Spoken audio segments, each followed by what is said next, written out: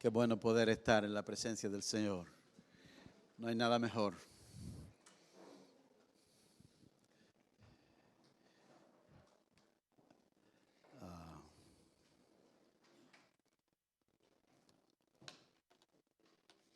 Vamos a celebrar hoy estamos celebrando el día de la venida del Espíritu Santo. Y eso es algo muy importante, porque es aquel que quiere estar con nosotros, acompañarnos y estar a nuestro lado durante todo el tiempo.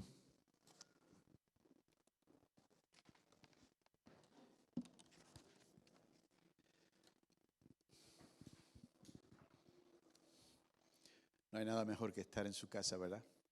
Por lo menos cada domingo para mí es algo especial poder venir. Es algo malo cuando no puede uno venir a casa del Señor, a adorar juntos con la comunidad. Bueno, vamos a hablar un poquito de Pentecostés y de lo que eso significa, o ese es el título. Había 3 ocasiones principales en las que el pueblo de Dios tenía que reunirse y encontrarse todos juntos y venir a la presencia del Señor. Eso está en el libro de Éxodo 23, capítulo 14 y 17. La primera de esas fiestas especiales en la que toda la comunidad tenía que juntarse era la fiesta de la Pascua. La Pascua incluía también dentro de esa fiesta, que duraba como una semana o incluso 8 días, incluso algunas veces hasta 2 semanas, estaba también dentro de esa fiesta de la Pascua, donde se sacrificaba el cordero, estaba también lo que se llamaba la fiesta de los panes sin levaduras. Y durante una semana no había levadura por ninguna parte en la casa de nadie de los que eran israelitas.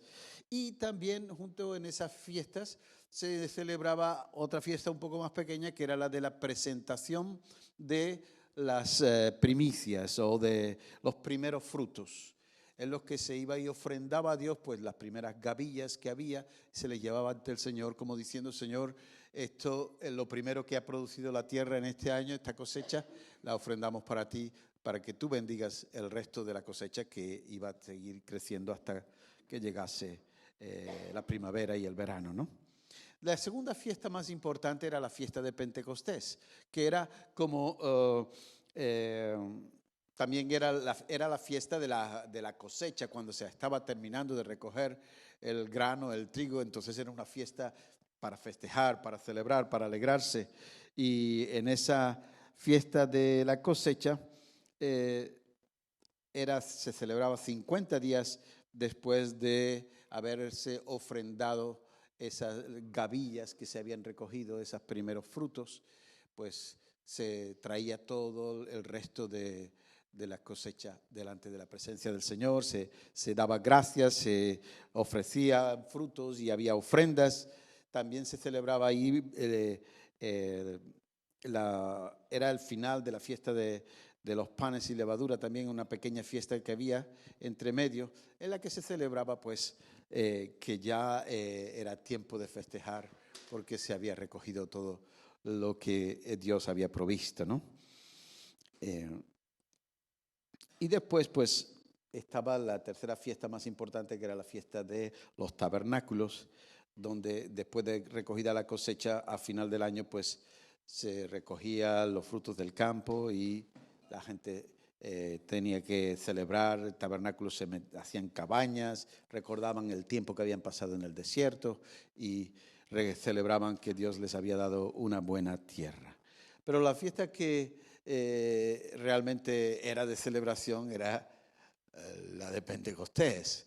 También, aparte de que era la fiesta de reconocimiento de la cosecha, Pentecostés se menciona en Deuteronomio 16, esa fiesta tenía un aspecto profético que llegó a cumplirse en el día de Pentecostés, cuando el Espíritu Santo descendió. Ellos también celebraban que en ese día o en esos días, no es tan claro, pero lo celebraba el pueblo de Israel, que la entrega de la ley a Moisés, aparte de la fiesta de ser la fiesta de Pentecostés, pues se celebraba esa de haber cogido la cosecha. Y algunos decían pues también que en esas fechas Dios le dio la ley a Moisés. Bueno, es algo más. Para nosotros significa un cambio de era, un cambio de etapa en el mover de Dios. Dios ha tratado de una manera al hombre, pero viendo que no podía cumplir con la ley, pues Él decidió venir y cumplirla a Él. Y Dios se hizo hombre y se humilló y cumplió toda la ley, aunque algunos dirían que no, porque sanaba enfermos en sábado y cosas así. Pero Él cumplió el espíritu de la ley de tal manera que el Señor era sin mancha y sin pecado. Y fue a una cruz y murió, estuvo dispuesto a morir, para que esa vida que Él había vivido se convirtiera en nuestra vida también.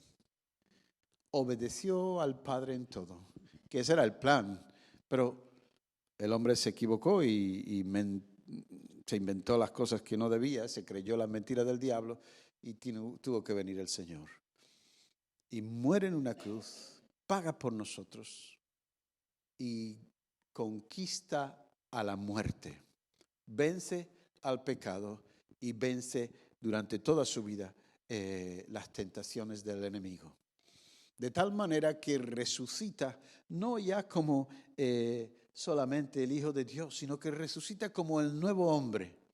Y ese nuevo hombre se planta un día en el lugar donde estaban los discípulos muertos de miedo, escondidos en un aposento alto, le llaman, y allí se aparece delante de ellos sin llamar a la puerta, estaba todo cerrado, sin entrar por las ventanas, aparece en medio de ellos con un cuerpo de gloria y les dice: no temáis, soy yo.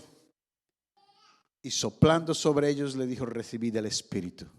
Y los discípulos recibieron el Espíritu de Cristo resucitado. Ellos habían vivido con Cristo, pero ahora Cristo vivía en ellos, porque recibieron ese Espíritu como el respirar y entró en ellos. Desde entonces, todos aquellos que le reciben como el respirar el nuevo aliento de vida, reciben a Cristo en su vida, viene el Espíritu del Hijo de Dios, viene Dios mismo encarnado, ahora no viene en cuerpo, viene en espíritu, viene a nuestro espíritu y empieza a transformarnos.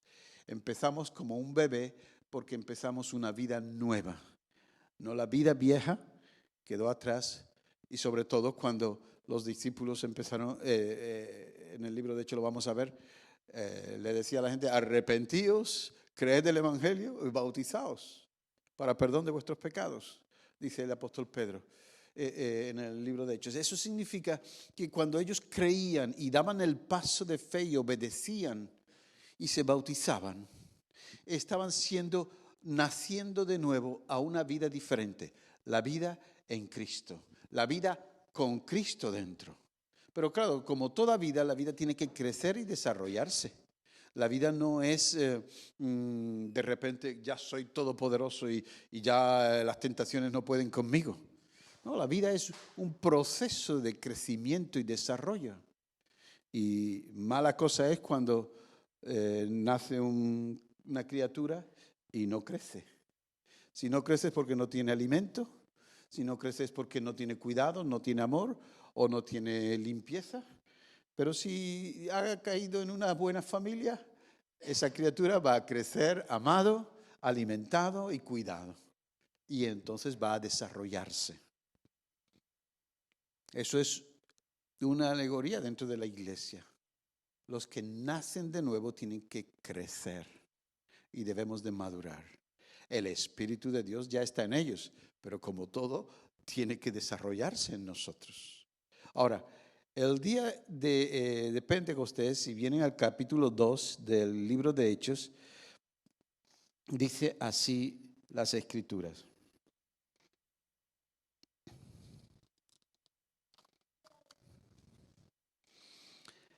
Cuando llegó el día de Pentecostés, estaban todos juntos.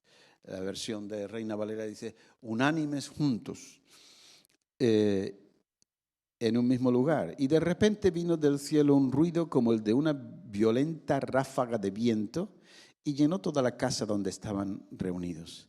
Se les aparecieron entonces unas lenguas como de fuego que se repartieron y se posaron sobre cada uno de ellos. Todos fueron llenos del Espíritu Santo y comenzaron a hablar en diferentes lenguas según el Espíritu les concedía expresarse.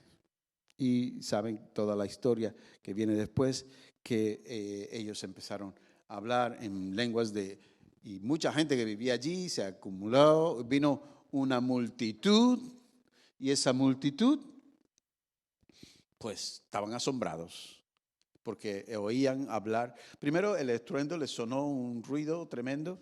La versión de Reina Valera dice que vino un estruendo como de un viento recio que sopló y entró en la vivienda donde estaban.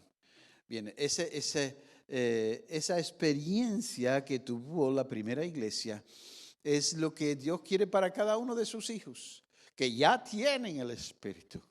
Pero esta llenura del Espíritu es derramamiento del Espíritu sobre la vida de la iglesia. Es algo que tiene que comprenderse y nos llama a tomar ciertas decisiones. Es decir, hay un precio para tener tu propio Pentecostés. Hay un precio que pagar.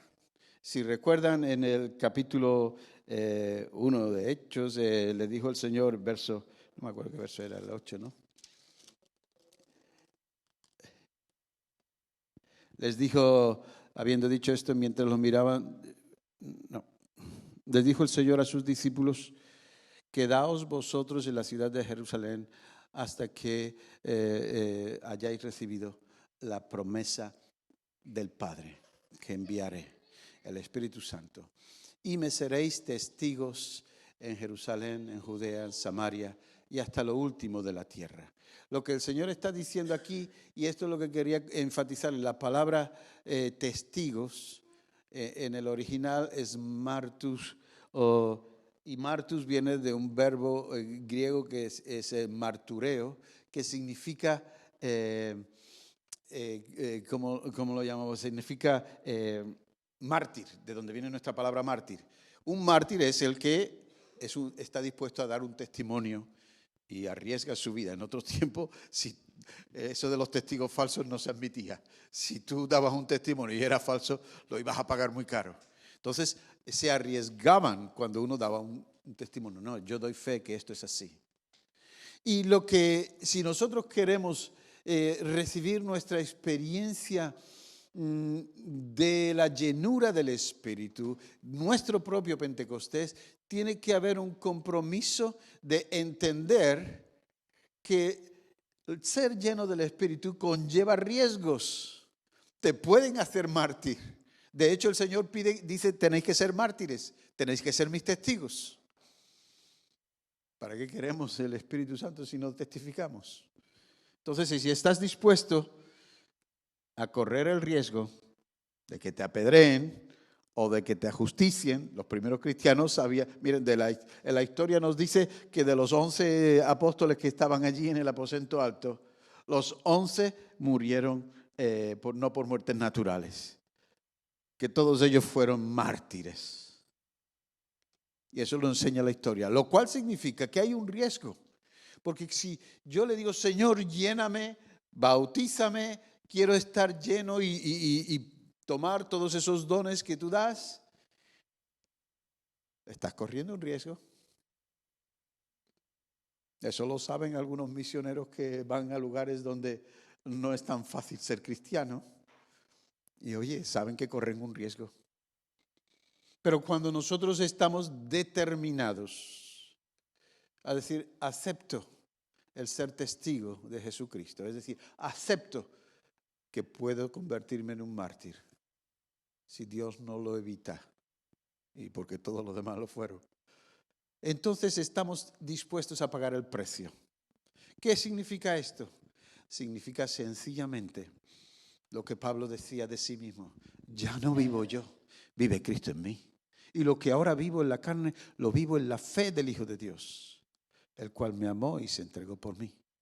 Por lo tanto, hay que tener una determinación para gozar de todos aquellos desafíos que pueden venirnos cuando nosotros empezamos a ser con seguridad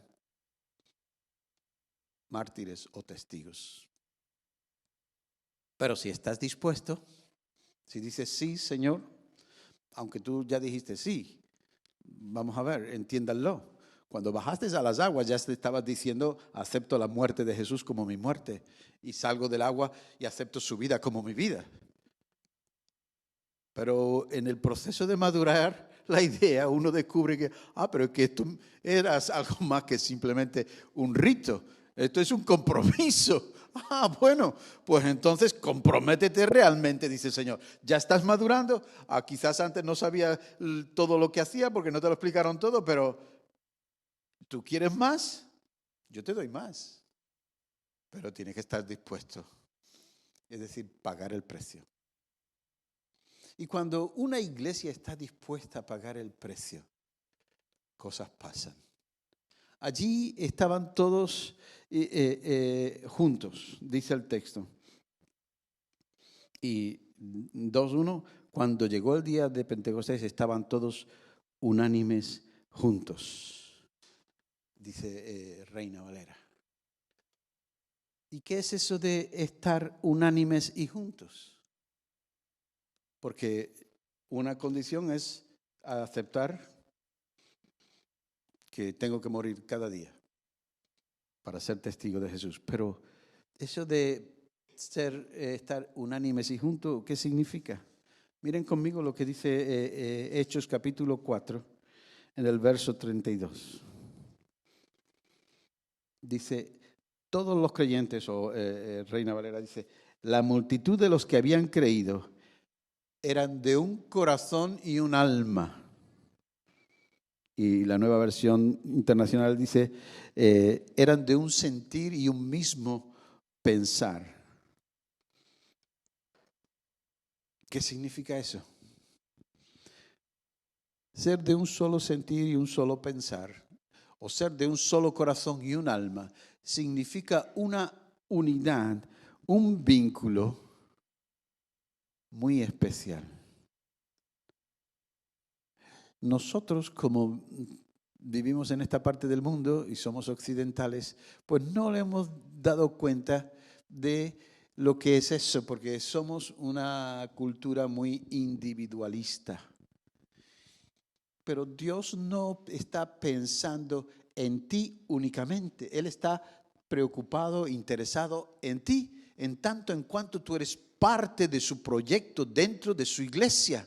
Y es la iglesia la que tiene que estar llena del Espíritu Santo, llena de poder, llena de autoridad. Pero eso no viene a menos que el cuerpo sea de un mismo sentir, de un mismo corazón, de una misma alma, con un solo propósito, que la gloria de Dios venga y Cristo sea levantado en alto. Por lo tanto, tenemos que darnos cuenta que el Señor está buscando algo, y es que su cuerpo, la iglesia, sea llena de su espíritu, aquellos que están dispuestos a pagar el precio.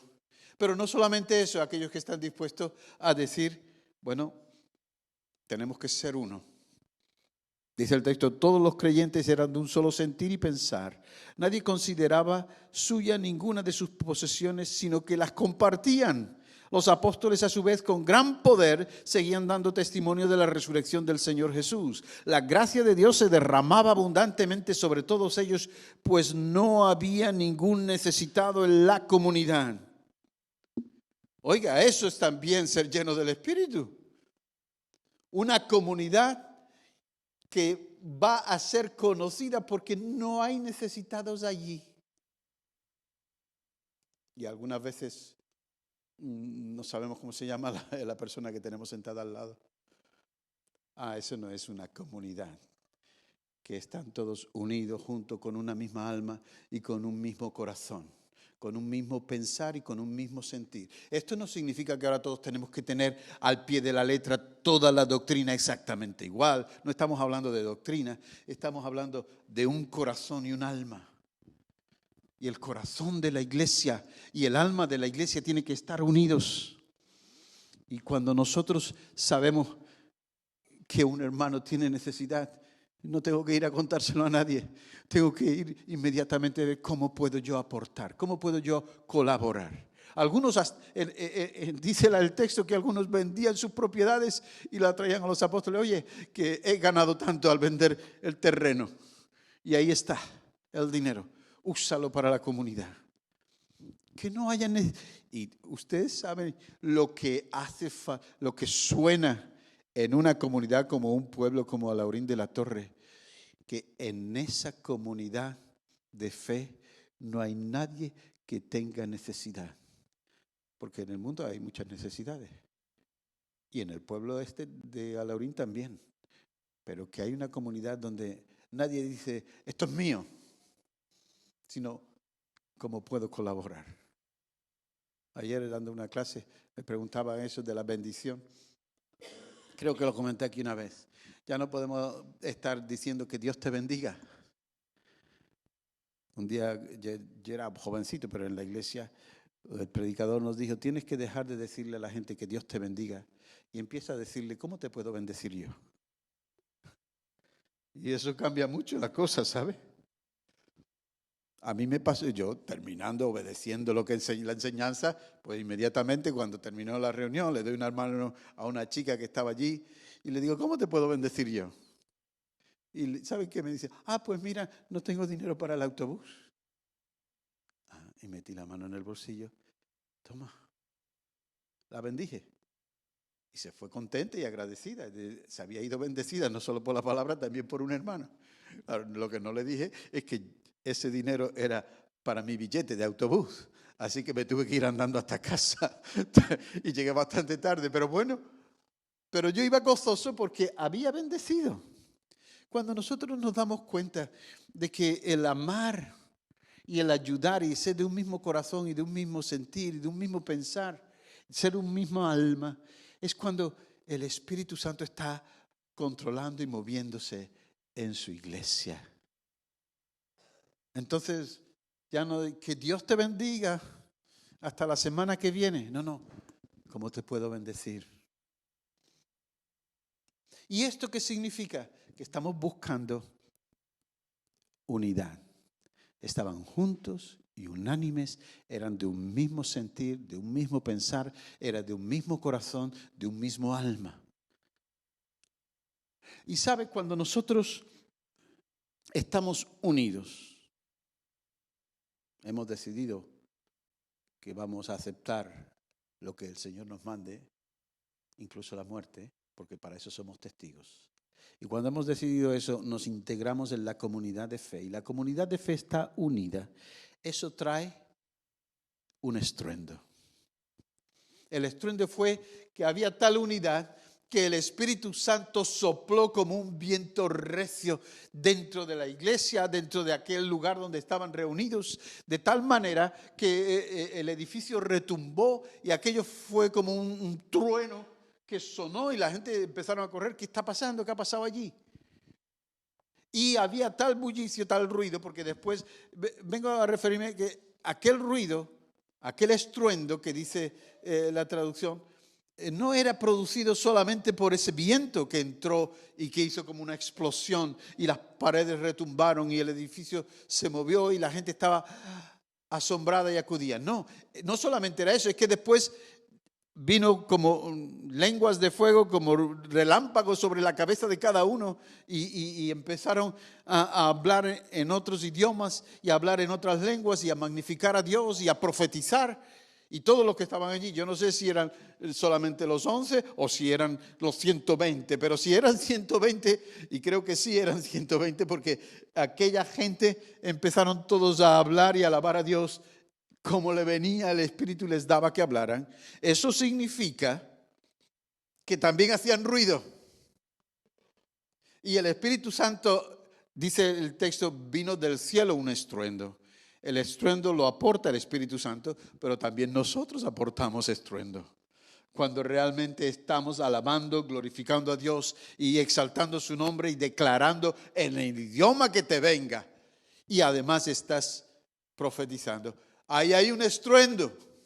Y ese unir, estar juntos, produce un estruendo que viene del cielo y que viene de nosotros como respuesta al cielo. ¿Y sabe lo que pasa cuando ese unir produce estruendo? Lo que ocurre es que entonces vienen las multitudes. No tenemos que hacer mega campañas para reunir a todos en un estadio. Algún día lo tendremos que hacer. Pero no ese es el propósito. El propósito de Dios es que una iglesia unida, una iglesia con un mismo corazón, con un mismo espíritu, con un mismo sentir y con el estruendo que Dios produce y el estruendo que nosotros producimos, las multitudes se van a venir y vamos a ver la calle alrededor llena de gente. ¿Qué está pasando ahí? Miren, ¿saben lo que decían de los primeros discípulos?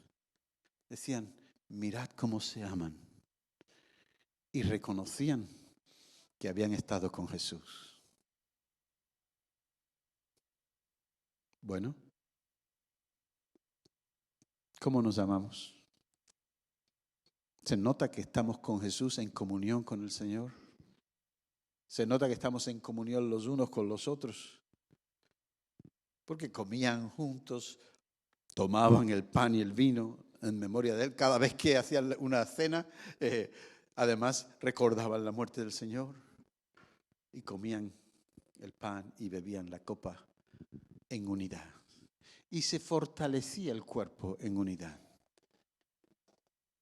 Y cuando eso ocurre, viene el Espíritu y sopla recio. Y cuando sopla recio y nosotros respondemos en alabanza, en adoración y dejando que el Espíritu tome control de nuestra lengua y de nuestro corazón, entonces las multitudes van a venir.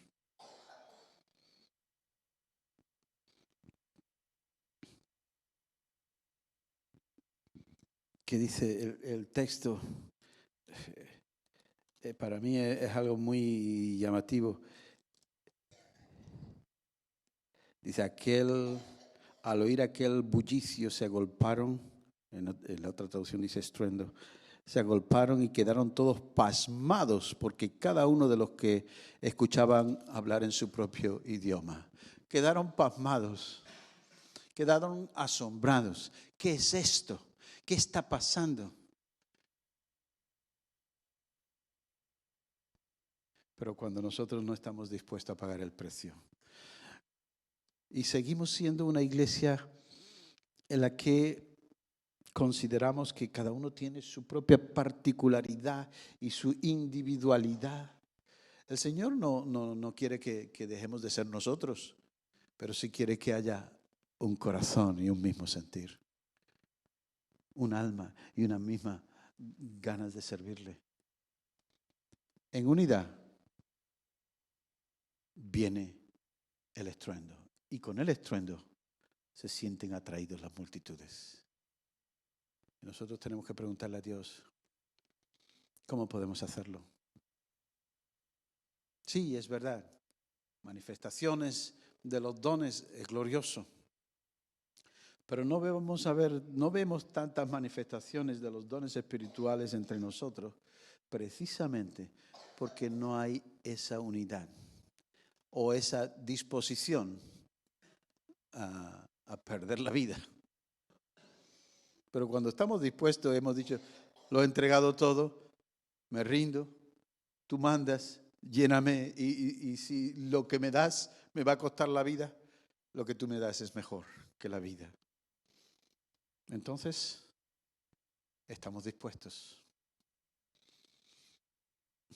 Bueno, yo no digo que ahora tenemos que vender nuestras propiedades y regalarlas o repartirlas, pero sí que digo que no debería de haber ningún necesitado en medio de la comunidad, ¿verdad? Y para eso no hace falta que hagamos como Bernabé, que vendió la propiedad y le dijo a Pedro, toma esto, el Señor viene pronto y yo tengo un ministerio que hacer, así que no tengo tiempo para acumular dinero o cuidar la tierra y ser agricultor. No, él vendió su propiedad. Otros quizás no tienen propiedades, pero todos tenemos algo con que poder aportar Y no estoy hablando de poder pagar el edificio, estoy hablando de que no haya necesitados en nuestra casa. Tú como padre de familia o como madre de familia, tú sabes que hay que aportar para la familia. Incluso aunque sean muy grandes ya los hijos, si tienen necesidades, qué bueno que pueden contar con los padres, ¿no? Bueno, pues nosotros como familia tenemos que preocuparnos de la familia de la fe.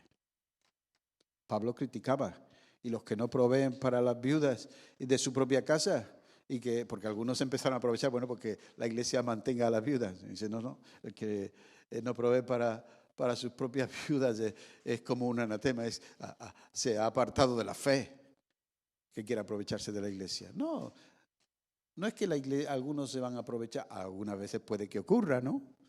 Que haya alguien que eche cara y quiera aprovecharse, pero si hay necesitados, debemos de estar ahí. Y ser de un mismo sentir. Y quitar, el ser de un mismo sentir es, quitamos los comentarios que sobran. A veces en la comunidad hablamos, y no para magnificar a Dios y glorificarle o para dar una profecía, hablamos de cosas que no convienen. Y eso entorpece la unidad. No digo que se van a marchar la gente huyendo porque tú has dicho algo. No sería de que son demasiado inmaduros. Pero sí que a veces, si hablamos más de la cuenta, se entorpece la unidad. Y sin unidad no hay estruendo.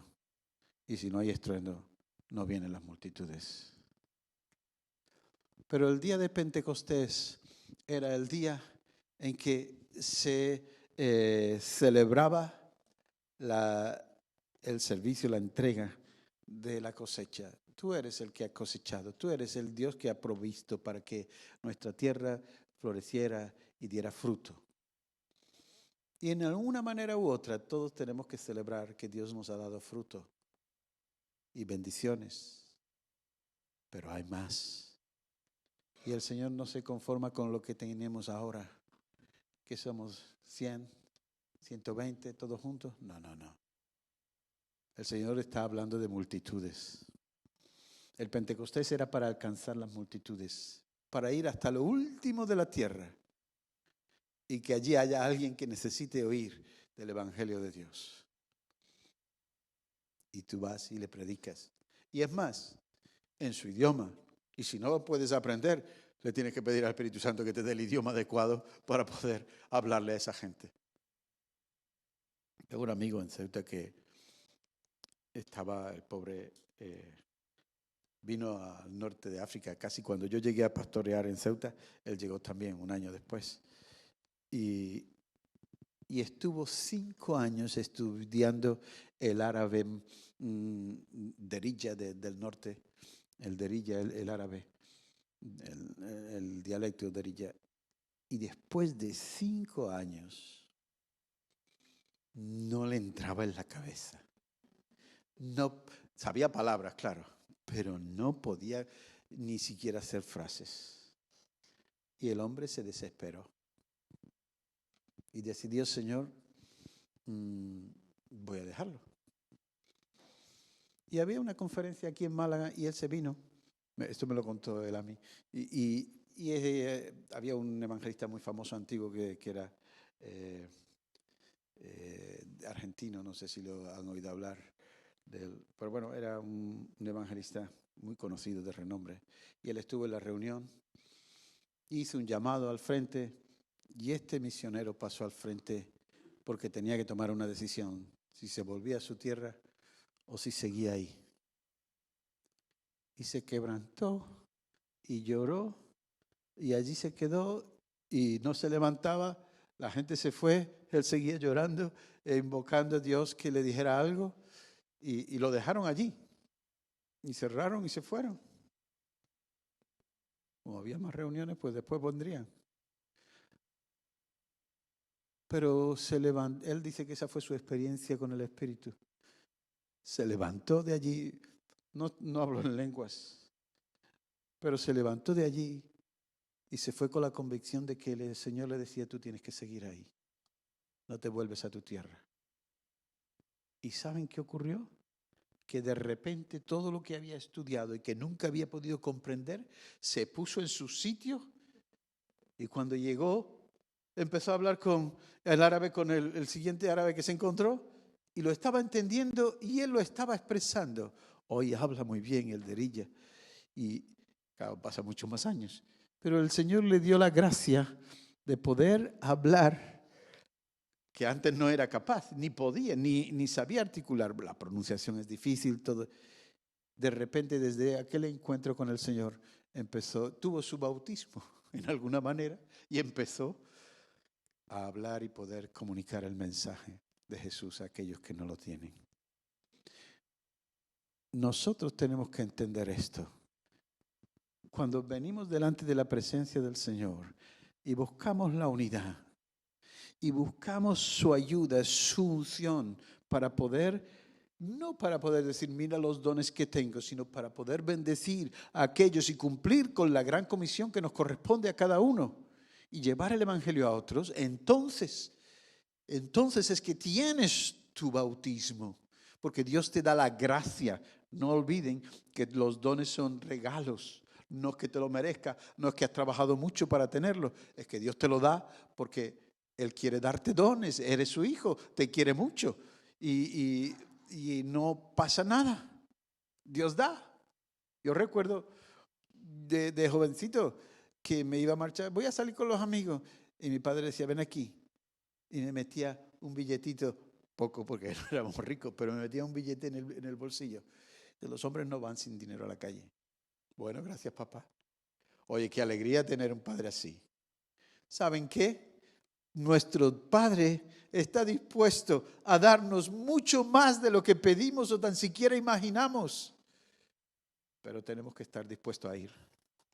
Tenemos que estar dispuestos, sí, Señor, si cuesta la vida, lo acepto, porque ya te la di. Y tenemos que estar dispuestos a decir al que tengo al lado, mira, a lo mejor ni me acordaba de tu nombre, pero no quiero olvidarlo más porque eres mi hermano, eres mi hermana. Y quiero, sí, bendecirte. Y a lo mejor uno te dice, pues me falta dinero para el autobús. O a lo mejor otro te dice, pues ayúdame a encontrar un piso o una casa, que hay gente que le está haciendo falta. O ayúdame en esto o lo otro. Bendice a tu hermano, bendice a tu hermana. En unidad viene el estruendo. Y el estruendo trae las multitudes. Y aparte de eso, la iglesia tuvo que estructurarse. Es decir, la iglesia de aquel día, pues si se convirtieron 3.000 personas, me imagino que 120 bautizando a 3.000, pues mínimo que tocaban a 25 o más personas cada uno. No era que los apóstoles nada más bautizaron, porque para bautizar 3.000 personas hubiesen tenido que estarse varios días allí. No, pero todos los que estaban allí colaboraron porque habían sido llenos del Espíritu y ellos podían ministrar y bendecir a otros. Y todos, aquellos 20 y tantos que cada uno bautizaba, si no, os reunís en mi casa, que vamos a aprender y a crecer juntos. Y esos grupos empezaron, y lo lamento decir, los apóstoles eran los apóstoles y buscaban su consejo y su sabiduría. Pero los apóstoles no eran los que mandaban todo. Hemos cambiado y ha habido un proceso en el que los líderes, esa palabra de líder tiene que desaparecer de la iglesia. Los que sirven es mejor. Y los que sirven tienen responsabilidades y tienen que enseñar. Pero déjenme que les diga una cosa. Todos podemos compartir. ¿Y qué ocurriría si aquí...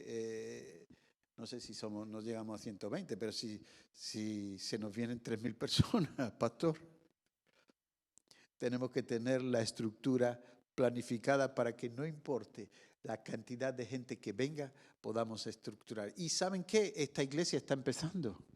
Esta iglesia ha empezado los grupos caseros o las células, como lo quiera llamar, o los grupos de hogar, no importa el nombre, pero hay una estructura que se está preparando porque viene la bendición, porque van a venir las multitudes. ¿Alguien dice amén? Porque van a venir las multitudes, pastor. Y si vienen las multitudes tendrán que tener un lugar donde alimentarse y crecer y madurar espiritualmente. Nuestro Pentecostés puede empezar hoy. Y de aquí en adelante mirando a un mundo que todavía no tiene al Señor en sus vidas. Mirando a gente que necesita nacer de nuevo. Mirando a aquellos que están perdidos. Porque al final de cuentas, los dones del Espíritu y las manifestaciones del Espíritu y los dones para sanar o cualquier otro don no son simplemente para mostrar que el poder de Dios está contigo. Son para alcanzar a los que todavía no tienen al Señor en sus vidas. Y si nosotros hacemos eso, si nos unimos, si somos de un mismo sentir, de un mismo pensar, de un mismo corazón, de un mismo alma, entonces vendrá el estruendo. Y si viene el estruendo, vendrán las multitudes. Y yo creo que el Señor nos está invitando a tomar una decisión. Primero, acepto ser testigo, porque si no eres testigo, el Espíritu Santo vino para que fuésemos testigos hasta lo último de la tierra. Pero ya sabes lo que significa testigo, estar dispuesto a ser mártir. Y es fácil decirlo, no es tan fácil aceptarlo. Si realmente te lo planteas honestamente, a nadie nos gustaría morir de mártir. Pero si yo quiero ver la gloria de Dios, tengo que aceptar que tengo que ser un testigo que paga el precio. Y si pagamos el precio, nos amamos, nos unimos, entonces vendrá el estruendo. Y si viene el estruendo, vienen las multitudes. Por lo tanto, la unidad del cuerpo, es lo que hace que un cuerpo funcione. ¿Me entienden? La cabeza puede dar muchas órdenes, pero si no se transmite bien, no llega.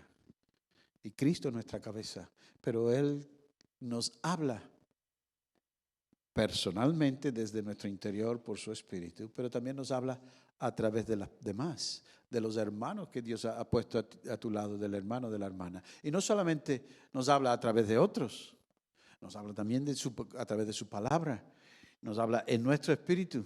También las circunstancias nos hablan y nos está diciendo el Señor muchas cosas. Y mirad los tiempos, considerad los tiempos, mirad, aprended de la higuera. Y el tiempo que está viniendo es un tiempo de cambio. Y mirad que viene, bueno, la verdad es que ya está aquí. Estamos en un tiempo de renovación. Viene un tiempo de renovación para la iglesia del Señor, los que están dispuestos a recibirlo. Y esa renovación quiere contar contigo. Pero si tú no quieres, el Señor va a cumplir su propósito, lo lamento. Y la iglesia se está renovando. Y vamos todos a ir hacia el propósito de ser luz y sal, testigos del Señor Jesús antes de su venida. Porque se acerca la venida del Señor. O no habéis visto los tiempos y las circunstancias y lo que estamos viviendo. Se acerca. Y antes de que el Señor venga, viene una gran cosecha. Y esa gran cosecha es porque se está acercando. La parausía, que es la venida, también significa presencia. Y conforme viene el Señor y los tiempos que el Señor de su regreso se acerca, también se acerca más su presencia para capacitarnos y poder cumplir con la gran comisión. Por lo tanto, queridos, la unidad trae el estruendo trae las multitudes. Le decimos, Señor, ¿estoy dispuesto? Le decimos, Señor, voy a preguntar más de una vez, ¿cómo te puedo bendecir? A mis hermanos. Porque al Señor le bendecimos, alabándole, adorándole, dando nuestras ofrendas. Pero a los demás también tenemos que bendecirlos. Y en ese espíritu de unidad queremos verte mover en medio de la iglesia. Y ese mover y ese ruido que se va a formar va a atraer a otros. Oramos, le decimos que sí.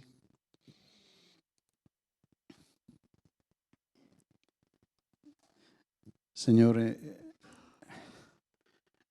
estar dispuesto a morir no es fácil. Tú lo hiciste porque eras el que amó más, el que se entregó completamente a hacer la voluntad del Padre y en hacer tus propósitos, cumplir con tu misión.